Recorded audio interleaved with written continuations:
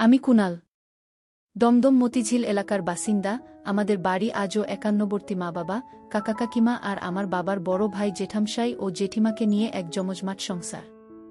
আমি আমার বাবার বড় সন্তান। আমার পর আমার এক ভাই আর দুই বোন, তারপর জেঠামশাইয়ের দুই মেয়ে রুনা বড় আর মিনু ছোট। কাকার এক ছেলে, বয়স ৮ বছর। আমাদের বাড়িতে সবাই হাসিখুশিভাবে জীবন যাপন করেন। মোটামুটি সচ্ছল পরিবার, কোনো অভাব আমাদের ছিল না। আমাদের বাড়িতে দোলের দিন বেশ বড় করে পুজো করা হয়, এবারও তাই হয়েছিল। আমাদের পাড়াতে সকাল 10টা থেকে রাত 10টা পর্যন্ত দোল খেলা হয়। আমার কোনো বাড়ি সকালে দোল খেলতে পারি না, আমাদের খেলা শুরু হয় দুপুর থেকে, যতক্ষণ না বাড়ির পুজো শেষ হচ্ছে। আমরা সবাই মিলে পুজোর কাজে সাহায্য করি মা কাকিমা জেঠিমাদের। এবার পুজো শেষ হতে হতে 2টা 30 হয়ে গেল। আমরা ভাইবোনেরা পুজোর প্রসাদ খেয়ে যে যার বন্ধুদের সাথে রং খেলতে বেরিয়ে পড়ি। আর এবারও প্রায় 3টা নাগাদ আমি বেরিয়ে পড়লাম। আমাদের বাড়ির কয়েকটা বাড়ি পরে একটা সরু গলি আছে, কোনো একসময় ওইখানে নর্দমা ছিল, আজ আর নেই। এখন শুকনো খটকটে একটা কানা গলি মাত্র। আর গলিতেই আমার কুমার জীবনের অবসান হয়েছিল, আর তাও আমার জেঠামশাইয়ের বড় মেয়ে রুনাকে নিয়ে। আমরা 3জন বন্ধু মিলে দোলের আগেই ঠিক করেছিলাম যে একটু সন্ধ্যের দিকে ওই গলিতে ঘাপটি মেরে থাকব, আর কোনো মেয়ে ওখান দিয়ে গেলে তাকে পাকড়াও করে গলির ভিতরে নিয়ে যাব। আমরা 3জনই খুব ভালো আর ভদ্র ছেলে বলে পরিচিত। রং হাতে নিয়ে পাড়ার সব বাড়িতে ঘুরে ঘুরে বড়দের পায়ে আবির দিয়ে প্রণাম আর ছোটদের গায়ে মুখে আবির ও অন্যান্য রং মাখিয়ে আমাদের দোল শুরু হয়। এরপর আমরা সবাই পাড়ার রাস্তাতে বেরিয়ে সবাই সবাইকে রং মাখাই, সেখানে বড়রাও থাকে। এবার সেরকম ভাবেই সব কিছু চলছিল। সন্ধে প্রায় হয়ে এসেছে, আমাদের পরিকল্পনা মতো ওই গলির কাছে চলে গেলাম আমি, শিবু আর তপন। শেষ বাড়িতে আবির দিতে গিয়ে ওই বাড়ির এক বৌদি আমাদের জোর করে সিদ্ধির শরবত খাইয়ে দিয়েছিল। আমরা যখন গলির কাছে এসে দাঁড়ালাম বুঝতে পারলাম যে সবারই একটু নেশা হয়েছে। শিবু আমার কাছে এসে বলল, কিরে কুনাল, এখন তো একটা মেয়ের দেখা পেলাম না। আমি বললাম, একটু অপেক্ষা করি, দেখি না আমাদের ভাগ্যে কি আছে। একটু পরেই একাধিক মেয়ের কলরব কানে এলো, উকি মেরে দেখি যে 4টে মেয়ে এদিকেই আসছে। আমি ইশারাতে সকলকে চুপ করতে বললাম। শিবু গলির বাইরে দাঁড়িয়ে আছে, আমি আর তপন গলির একটু ভিতরে। মেয়েগুলো কাছাকাছি আসতেই শিবু এগিয়ে গিয়ে বলল, তোমাদের একটু রং মাখাবো। একটি মেয়ে বলল, তাতে আবার জিজ্ঞেস করতে হবে নাকি, রং মাখাবে তো মাখাও। শিবু, এই গলির ভিতরে এসো বলেই মেয়েটিকে হাত ধরে ভিতরে নিয়ে এলো, আর ওই মেয়েটির সাথে বাকি 3জনেই গলির ভিতরে এসে দাঁড়ালো। সবাই গলির ভিতরে ঢুকতেই আমাদের দেখে বলল, তোমরাও রং মাখাবে আমাদের? আমরা সমস্বরে বলে উঠলাম, নিশ্চয়ই মাখব। আমরা 3জনে 3টে মেয়েকে রং মাখাতে লাগলাম। বাকি যে মেয়েটি ছিল সে খুবই ছোট, ও বাকি 3টি মেয়ের উদ্দেশ্যে বলল, এই তোরা রং খেলে আয়, আমি বাড়ি যাচ্ছি। ওদের উত্তরের অপেক্ষা না করেই মেয়েটি চলে গেল। আমি একটি মেয়েকে ধরে ওর মুখে বেশ করে রং মাখাতে লাগলাম, মেয়েটিও আমাকে রং মাখাতে লাগল। মেয়েটির পরনে একটা টি-শার্ট আর নিচে স্কার্ট। আমি হাতে করে একটু আবির নিয়ে শার্টের ভিতরে দিতেই মেয়েটি বলল, এরকম করলে আমি আর রং খেলব না, তুমি খুব অসভ্য। আমি, ওদিকে দেখো, ওরাও তোমার 2 বান্ধবীর বুকে রং মাখাচ্ছে। মেয়েটি ওদিকে দেখল আর কিছু বলল না। আমিও তাই রং দেবার বাহানাতে হাত দিয়ে শুরু করলাম। মেয়েটি জোর করে আমাকে সরাতে চেষ্টা করতে করতে বলল, এটা কি হচ্ছে, তোমার মতলব ভালো নয়, আমাকে ছেড়ে দাও, না হলে আমি চেঁচাব। আমি, চেঁচাও তুমি, লোকে জানলে তোমারই বদনাম হবে, আমাকে হয়তো একটু মারধর করবে, সে আমি সয়ে নেব, কিন্তু তুমি তো লোকের কাছে মুখ দেখতে পারবে না। আমার কথা শুনে মেয়েটি আর কিছুই বলল না। এবার আমি ওকে ঠেলে শিবু আর তপনের কাছে নিয়ে গেছি। শিবু এর মধ্যেই কাজ শুরু করে দিয়েছে। আমার সাথী মেয়েটি ওর বান্ধবীদের দেখে আমাকে বলল, দেখো যা করছো সাথে ঠিক নয়, আমি এখনো কুমারী আর এখনো কোনো ছেলে বন্ধু নেই, ওদের মতো আমাকে কিছু করো না প্লিজ। আমি, একদিন তো তোমার সাথে কেউ তো খেলা করবে, এখন একবার পরীক্ষা করে দেখো, তোমার খারাপ লাগলে তোমাকে ছেড়ে দেব। খেলাধুলা শেষ করে মেয়েটি ধীরে ধীরে উঠে বসে আমার দিকে তাকিয়ে বলল, আমি তোমাকে চিনতে পারছি না, যদি চিনতে পারতাম তাহলে তোমার বাড়ি গিয়ে নালিশ করে আসতাম। আমি, দেখো যা হবার হয়ে গেছে, আমিও তোমাকে চিনি না, তুমিও আমাকে চেনো না, এবার বাড়ি যাও, গিয়ে ফ্রেশ হয়ে নাও। হ্যাঁ, আর একটা কথা, তোমার তো কোনো ছেলে বন্ধু নেই আর আমার কোনো মেয়ে বন্ধু নেই, যদি আমাকে তোমার বন্ধু করতে চাও তো কাল সন্ধ্যের সময় এখানে এসো, আমি এখানে তোমার জন্য অপেক্ষা করব। এর উত্তরে ও বলল, কেন, একবার করে বুঝি স্বাদ মেটেনি? শুনে আমি একটু হেসে বললাম, শুধু গল্প করব আর আমরা দুজনে দুজনকে চিনে নেব। ও আর কোনো কথা না বাড়িয়ে ওর বান্ধবীদের দিকে দেখল, ওরাও সবাই তৈরি হয়ে গেছে, তাই ওরা তিনজন চলে গেল। শিবু, খুব মজা পেলাম রে। আমরাও ওর কথাতে একমত হলাম। আর দেরি না করে গলি থেকে একজন একজন করে বেরিয়ে এলাম। কিছুক্ষণ এদিক ওদিক ঘুরে বেরিয়ে যে যার বাড়ি চলে গেলাম। রাতে বাড়ি ফিরে বাচ্চাঘর ফাঁকা পেয়ে সোজা ঢুকে পড়লাম আর ভালো করে সাবান শ্যাম্পু দিয়ে স্নান করে বেরিয়ে এলাম। সোজা রান্নাঘরে গেলাম যদি কিছু খাবার পাওয়া যায়। অনেক খোঁজখুঁজির পরে দুপুরের খিচুড়ি প্রসাদ পেলাম একটা বাটিতে, সেটাই নিয়ে খেতে শুরু করলাম। খাওয়া শেষ করে বেরিয়ে এসে জল খেলাম আর সোজা বসার ঘরের দিকে চললাম টিভি দেখব বলে। বসার ঘরের আগে রুনা আর মিনুর ঘর, সেখান দিয়ে যেতে গিয়ে খুব চাপা গলায় কিছু কথা শুনতে পেলাম। মিনুরে আমার মনে হয় ছিঁড়ে গেছে রে, বদমাইশটা জোরে করে খেলল। এরপর মিনুর গলা, যাই বল দিদি, এই বেশ ব্যথা পেলেও পরে কিন্তু বেশ সুখ পেয়েছিলাম। মনে হচ্ছিল যে এর থেকে বেশি সুখ আর কোনো খেলাতে নেই। রুনার গলা, আমারও পরে বেশ মজা লেগেছিল, কিন্তু ওকে তো আর আমি চিনতে পারিনি যে ওর সাথে সময় সুযোগ মতো সেবা নেব, আর ওই গলির মধ্যে কি সেবা নিতে ভালো লাগে বল। মিনুর গলা, সেটা ঠিক বলেছিস, তবে তোকে যে ছেলেটা দিয়েছিল সে তো বলেছে যদি ওর সাথে বন্ধুত্ব করতে চাই তো কালকে সন্ধে বেলা ওই গলিতে যেতে। রুনার গলা, তা তো বলেছিল, কিন্তু যদি খুব পরিচিত কেউ হয় তো আমার খুবই লজ্জা করবে রে। মিনুর গলা, দিদি যাবি কালকে ওর সাথে দেখা করতে, আর হোক না চেনা পরিচিত, তাতে তো কোনো অসুবিধা নেই। আর চেনা হলেই তো ভালো, কোনো ক্ষতির ভয় থাকবে না। আর আমার মনে হয় ছেলেগুলো সবাই ভালো, আর আমার মনে হয় ওরাও আমাদের মতো প্রথমবার। চল না দিদি, একবার ওই ছেলেটার সাথে দেখা করে বন্ধুত্ব পাতাই, তাহলে তুই আর আমি দুজনেই মাঝে মাঝে সেবা নিতে পারব।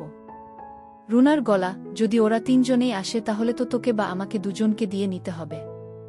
মিনুর গলা, সে হয় হবে, তবে যাব, তুই আর আমি, ঝুমাকে কিছুই বলবো না আমরা।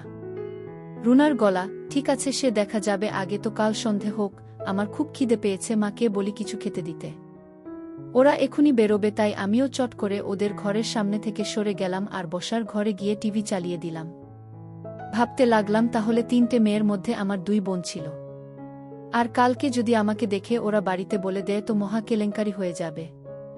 ভাবতে লাগলাম কি করা যায়, শিবু বা তপনকে বলা যাবে না, তাহলে পাঁচ কান হবে। যা করার আমাকেই করতে হবে। রুনা মিনু খেয়ে বসার ঘরে এলো, আমাকে দেখে রুনা বলল, কিরে দাদা, তোর রং খেলা কেমন হলো? আমি, ভালোই, প্রতিবার যেমন হয় সেরকমই। মিনু, তা তোদের তো দেখলাম না, তোরা কোথায় ছিলি? আমি, কেন, আমরা তিনজন নেই তো পাড়াতেই ছিলাম। রুনা, তা কোনো মেয়েকে রং মাখালি নাকি নিজেরাই নিজেদের রং মাখালি? আমি চুপ করে ভাবতে লাগলাম বলবো নাকি যে ওই গলিতে তিনটে মেয়েকে রং মাখিয়েছি, আর এটা বললে ওর বুঝতে পারবে যে আমরা তিনজনেই ওই গলিতে ছিলাম আর ওদের তিনজনকে সেবা দিয়েছি। আমাকে চুপ করে থাকতে দেখে মিনু বলল, কিরে দাদা, চুপ করে আছিস কেন? আমি, আমার ভীষণ গরম লাগছে, আমি ছাদে যাচ্ছি। সাথে সাথে রুনা আর মিনু বলল, আমরাও ছাদে যাব। আমি ওদের কথা শুনে সোফা থেকে উঠে সিঁড়িতে পা দিলাম। ওদিকে রুনা মিনু দুজনেই মাকে বলল, মা, আমরা দুজনে দাদার সাথে ছাদে যাচ্ছি। মার উত্তর, ঠিক আছে, তোমরা ছাদে যাও, রান্না হলে তোমাদের ডাকব। আমি ওদের আগেই ছাদে চলে এলাম। কোথায় বসবো ভাবছি, এরই মধ্যে রুনা মিনু ছাদে উঠে এলো আর সাথে একটা মাদুরও নিয়ে এসেছে। মাদুর বিছিয়ে আমাকে রুনা বলল, আয় দাদা, মাদুরে বস। আমিও মাদুরে গিয়ে বসলাম। বসার পরে মিনু জিজ্ঞেস করল, এবার তো আর গরম লাগছে না, এবার বল, আজ তোরা তিন বন্ধুতে নতুন কিছু করলি কিনা? আমি, ঠিক আছে, আমি সব বলবো, কিন্তু তার আগে তোরা বলবি। মিনু, না না, আগে তুই বলো না দাদা। আমি, না, আগে মেয়েরা বলবে, পরে আমারটা বলবো, তবে কোনো কিছুই গোপন করতে পারবি না, আমিও কোনো কিছুই লোকাবো না তোদের কাছে। আমার কথা শুনে দুজনে দুজনের দিকে তাকালো আর রুনা মিনুর কানে কানে কি যেন বলল, সেটা শোনা গেল না। মিনু শুধু না না করতে লাগল। রুনা আমার দিকে তাকিয়ে বলল, দাদা দেখ, আমরা তো এখন বেশ বড় হয়েছি, যদি কোনো ছেলের সাথে কিছু করে থাকি তো তুই আমাদের বকবি না বল। আমি, আগে তো শুনি কোনো ছেলের সাথে তোরা কি করেছিস, আর তাছাড়া আমি কি কোনোদিন তোদের বকেছি না মেরেছি? রুনা, না, তা বকিসনি বা মারিসনি, তবে আজ যেটা হয়েছে তার জন্যে আমাদের দুজনের কোনো দোষ ছিল না, সবটাই জোর করে করেছে। আমি, ওরে কি করেছে সেটা তো বলবি। জোর করে কেউ কি রং মাখবার নাম করে তোদের বাগানে হাত দিয়েছে? মিনু, দাদা জোর করে শুধু হাতই দেয়নি, আরও অনেক কিছু করেছে। আমি মিনুর দিকে তাকিয়ে বললাম, তোদের চেনা ছেলে নাকি অন্য পাড়ার কেউ, আর এ ঘটনা কোথায় হলো? এবার রুনা বলল, ওরে উইয়ে আমাদের কয়েকটা বাড়ির পরে যে কানা গলি আছে সেখানে তিনটে ছেলে দাঁড়িয়েছিল আমরা কাছে যেতেই। তবে আমরা কেউই ওদের চিনতে পারিনি, রং মাখা মুখ আর অন্ধকার থাকার ফেলে কিছুই বুঝতে পারিনি ওরা কারা। আমি ভাবতে লাগলাম এখনই বলবো ওদের যে ওই তিনজন আমরাই ছিলাম। হঠাৎ রুনার কথায় ত্বক নড়ল। কিরে দাদা, চুপ করে আছিস কেন, কিছু বল। আমি বললাম, তা তোদের আগে বল, কি করলো, কিভাবে করলো, আর তোদের মজা লেগেছিল কিনা সব খুলে আমাকে বল। আর আমি কথা দিচ্ছি যে আমি কিছুই বলবো না। তোদের পরে আমি যা বলবো তাতে তোরাও কিছুই বলতে পারবি না আমাকে বা বাড়ির কাউকে। মিনু মুখ নিচু করে বসে আছে, বুঝলাম মিনু কিছুই বলবে না, তাই আমি বললাম, ঠিক আছে আমি নিচে যাচ্ছি, তোরা যখন আর কিছুই বলবি না তো এখানে চুপ করে বসে থেকে কি হবে, বলে আমি উঠে দাঁড়ালাম। আর তাতেই মিনু আমার হাত ধরে বলল, দাদা যাস না রে, আমরা সব বলবো, দেখ আমাদের তো এসব কথা বলার আর কেউ নেই, তুই আমাদের একাধারে দাদা আর বন্ধু, তাই তোকেই আমাদের আজকের ঘটনা সবটাই বলছি। এরপর দুজনে সব কিছু আমাকে বলতে লাগলো, আর ওদের বলা শেষ হলে আমি বললাম, ওরা কি ভিতরে ফেলেছে নাকি বাইরে? রুনা বলল, আমার পিটার উপরে ফেলেছে, আর মিনু একই কথা বলল। রুনা আরও বলল যে, জানিস দাদা, আমার ছোট কাপড়টা টেনে ছিঁড়ে ফেলেছিল, সেটা হয়তো এখনো ওখানেই পড়ে আছে।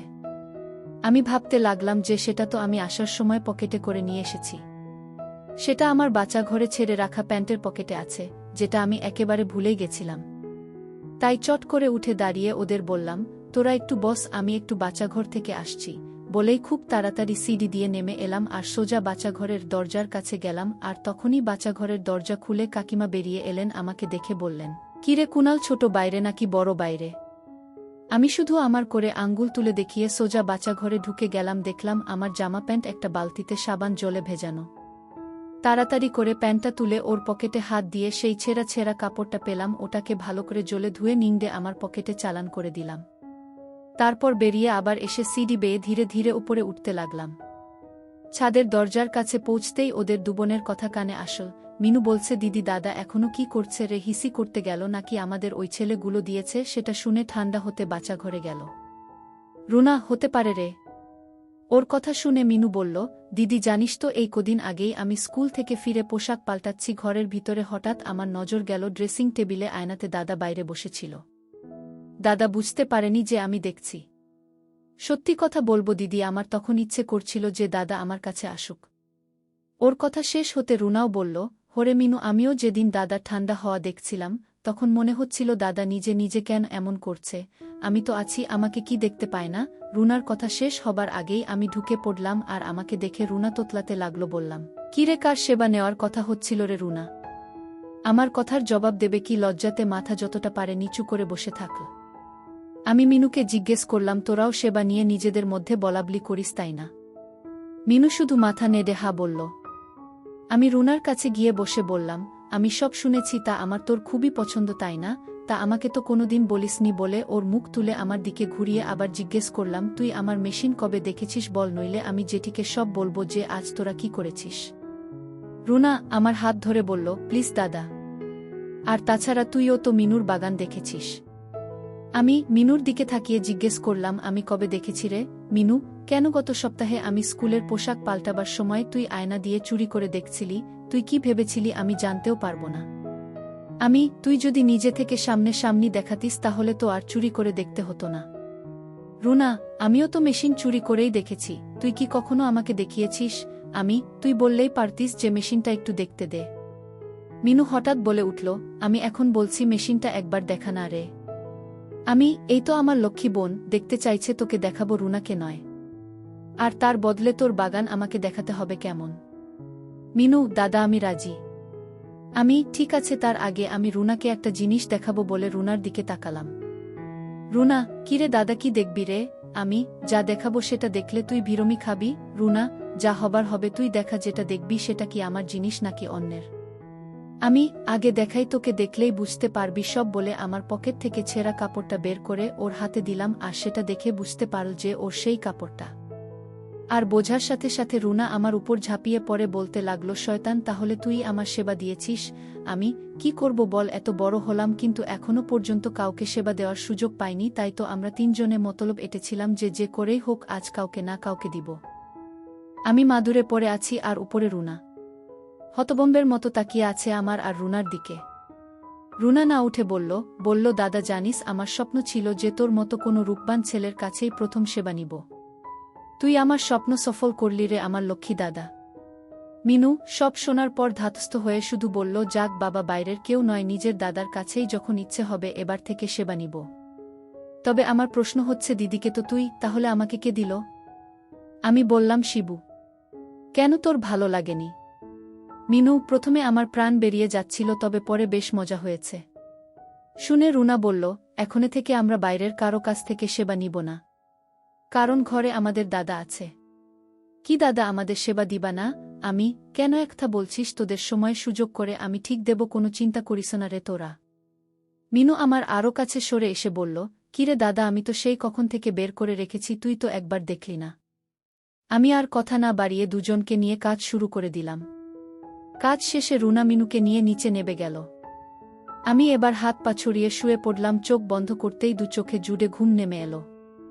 একটু পরে মনে হলো কে যেন আমাকে ধাক্কা দিচ্ছে। জোর করে চোখ খুলে দেখলাম যে কাকিমা আমার মুখের কাছে ঝুঁকে রয়েছে। আমাকে চোখ মেলে চাইতে দেখেই একটু মুচকি হেসে বলল, বাবা কি ঘুম তোমার? কুনাল, সেই তখন থেকে ডাকছি, ঘুমই আর ভাঙছে না তোমার? কাকিমা আমার থেকে কিছু বড় বয়সের বেশি তফাৎ না থাকায় আমাকে তুই না বলে তুমি করেই বলে। কাকিমা, ঘুম তো পাবেই, এত ধকল গেল তোমার? আমি, কিসের ধকল? আজ তো কোনো কাজই করিনি আমি। কাকিমা, কেন মিথ্যে কথা বলছো? দুটো মেয়ের খিদে মেটালে তাতে বুঝি ধকল কম হয়? আমি চোখ বড় বড় করে বললাম, কি বলছো তুমি এসব? কাকিমা, আর শাক দিয়ে মাছ থাকতে হবে না, আমি সব দেখেছি। একবার সেবা দেবে গো আমাকে, আমিও একটু শান্তি পেতাম। আমি বুঝলাম যে এখন রাগ ঢাক করে কোনো লাভ নেই। বললাম, কেন? কাকু আছে তো। কাকিমা, ছাড় তো তোমার কাকুর কথা। উঠার আগে পড়ে যায়। আমার নজর অনেক দিন থেকেই তোমার উপর ছিল। পেলাম তোমাকে ঠিকই, কিন্তু ওই দুইজন আমার আগেই তোমাকে কবজা করে নিয়েছে। নিয়েছে তো নিয়েছে, তাতে আমার কি? শুধু মেশিনটা আমাকেও দিলে হলো। আমার হাত টেনে নিয়ে ঠেকিয়ে বলল, কি অবস্থা হয়েছে দেখেছ? ভিজে গেল। আমি হাত বের করে নিলাম। কাকিমা আমার হাত মুছিয়ে দিয়ে বলল, দেখলে তো কত খিদে। তারপর আমাকে বলল, রাতে আমি তোমার ঘরে যাব, তুমি দরজা ভেজিয়ে রাখবে, কিন্তু যদি তা না করো তো তোমার কপালে খুব দুঃখ আছে। তুমি ওই দুটোকে পাবে না। ওদের আমি সবাইকে বলে দেবার ভয় দেখিয়ে তোমার থেকে দূরে সরিয়ে দেব। আমি আর অন্য উপায় না দেখে বললাম, ঠিক আছে, তুমি যা বলবে তাই করব। এখনই ইচ্ছে করছে, কিন্তু এখন হবে না দিদি, রাতের খাবার বেড়ে ফেলেছে, চলো খেয়ে নেবে, আর ঘরে গিয়ে দরজা ভেজিয়ে শোবে, আমার সময় মতো ঠিক চলে যাব তোমার ঘরে। আমরা নিচে নেমে এলাম, সোজা গিয়ে খাবার টেবিলে বসলাম। দেখলে রুনা, মিনু, জ্যাঠা, বাবা, কাকা সবাই আমার জন্যে বসে আছে। আমরা সবাই খাওয়া দাওয়া সেরে যে যার মতো শুতে চলে গেলাম। আমি খবর টেবিল থেকে উঠতেই কাকিমা আমার কাছে এসে বললেন, যা বলেছি মনে আছে তো? আমি, ভুলি কি করে বলো? কাকিমা আমাকে চোখ মেরে চলে গেলেন। আমি কাকিমার চলে যাবার দিকে একটু তাকিয়ে মুখ ঘোরাতেই দেখি পুনু বা পূর্ণিমা, আমার নিজের বোন, আমার দিকে কেমন করে যেন তাকিয়ে আছে। ওর মুখের দিক থেকে আমার দৃষ্টি একটু নিচের দিকে নামতেই দেখি ওর বয়সের তুলনায় বড় হয়ে গেছে। ওর বয়স সবে 15 বছর, আর ছোট বোন কৃষ্ণার বয়স 13 বছর। আজকের আগে আমি কোনোদিন নিজের বোনকে এভাবে দেখিনি, কিন্তু আজ যেন আমার চোখ আর ফেরাতে পারছি না। পুনু এবার আমার দিকে এগিয়ে এসে জিজ্ঞেস করল, এই দাদা কাকিমা কি বলল রে তোকে? আমি ওর কথার উত্তর কি দেব, শুধু তাকিয়ে আছি। আমার কাছ থেকে কোনো উত্তর না পেয়ে এক হাতে আমাকে নাড়িয়ে দিয়ে বলল, কিরে দাদা, বললি না কাকিমা কি বলল তোকে? আমার সম্বিত ফিরতে বললাম, ওরে কাল কাকিমাকে কয়েকটা জিনিস এনে দিতে হবে, আর সেটা কাউকে বলতে মানা করেছেন। পুনু, তা যাবার সময় তোর পিঠে ঘষে দিল কেন রে? আমি, তা তো জানি না, হয়তো অসাবধানে লেগে গেছে। পুনু, আমার কিন্তু তা মনে হয় না রে।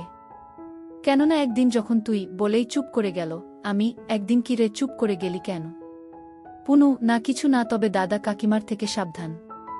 আমি জানি কাকিমা তোকে সব সময় চোখ দিয়ে গিলে খায়, মনে হয় সুযোগ পেলে একদম তোকে গিলে খেয়ে নেবে রে। আমি, কি বলছিস তুই? কাকিমা এমন নয় রে। পুনু, কি রকম সেটা আমি জানি রে দাদা, আর একটা কথা, তুই আমাকে ওভাবে দেখছিলি কেন রে? আমি, কি না তো, আমি সেভাবে দেখিনি। পুনু, দাদা মেয়েরা সব বোঝে, কোনো ছেলের নজর কোথায়। আমার কাছে লুকোচ্ছিস তুই? সত্যি করে বলো না, তুই আমারগুলো দেখছিলিস?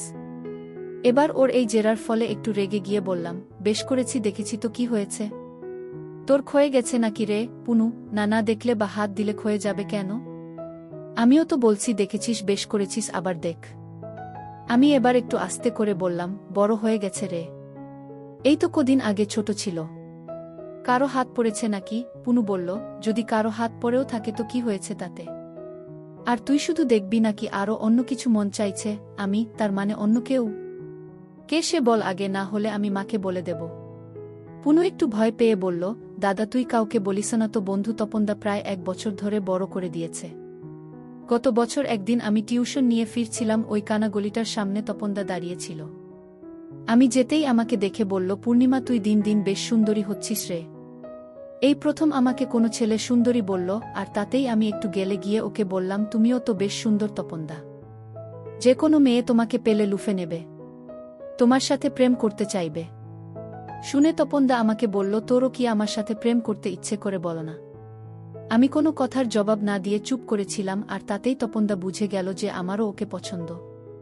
আমার হাত ধরে ওই গলির একটু ভিতরে নিয়ে যায়। এসবে আমারও খুবই ভালো লাগতে লাগল। সেই থেকে যখনই সুযোগ পাই তপনদার সাথে প্রেম করি, তবে কোনো দিনই ও নিচের জিনিস ব্যবহার করেনি, শুধু হাত দিয়েছে। আমি এবার বেশ গম্ভীরভাবে বললাম, এরপর আর কোনোদিন তপন বা অন্য কোনো ছেলের কাছে যাবি না।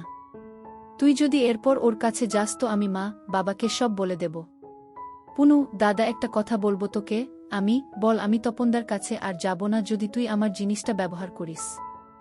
তবেই যাওয়া বন্ধ করব। আমার একটা অভ্যাস হয়ে গেছে, তাই আমি সেবা না দিয়ে থাকতে পারবো না। আমি, ঠিক আছে সে দেখা যাবে, এখন যা শুয়ে পড়, বলে আমি চলে আসতে যাব, তখনই পুনু পেছন থেকে বলল, যা দরজা ভাজিয়ে শুয়ে পড়, কাকিমা আসবে। আমি, তুই কি বলছিস এসব? কাকিমা কেন আসবে আমার ঘরে?